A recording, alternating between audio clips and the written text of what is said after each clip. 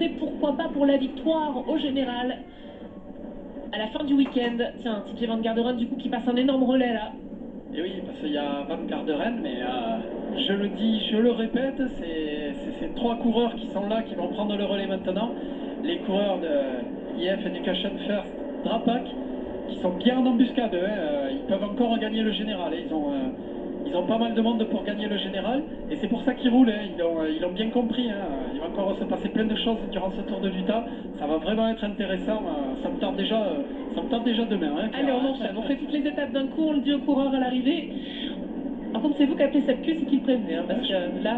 Je pense qu'il va être content de boire un coup à l'arrivée, d'être massé déjà, et de manger un petit peu, déjà de profiter de sa victoire et de savourer, parce qu'il ça la mérite bien.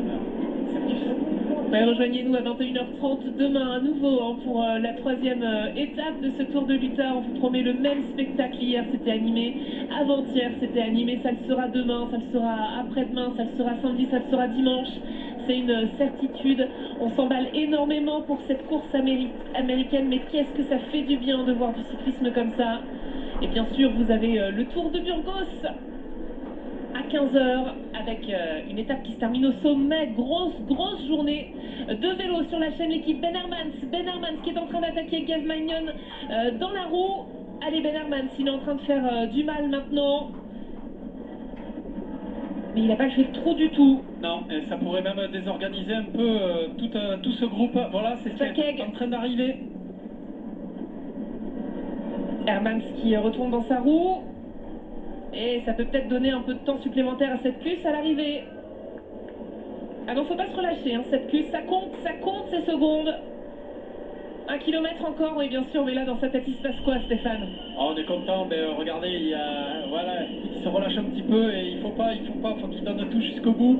Mais il doit être heureux, il sait qu'il a gagné.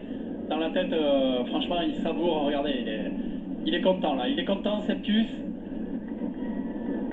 Il a fait un gros numéro aujourd'hui. Et derrière, ça relance.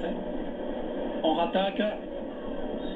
On essaye d'attaquer pour aller prendre la deuxième et troisième place, j'ai l'impression. Et ça fait plus de 2 ans qu'il n'a pas gagné cette course depuis juin 2016, tout simplement. Deuxième du Tour d'Alberta, l'année dernière de gros résultats au classement général des courses, mais il n'a pas levé les bras depuis plus de 2 ans.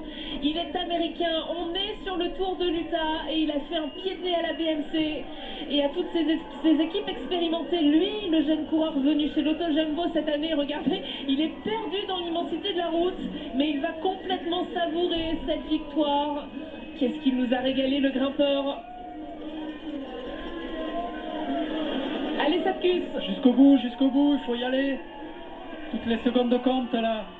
Est-ce qu'il y croit? Est-ce qu'il y croit, Sapkus?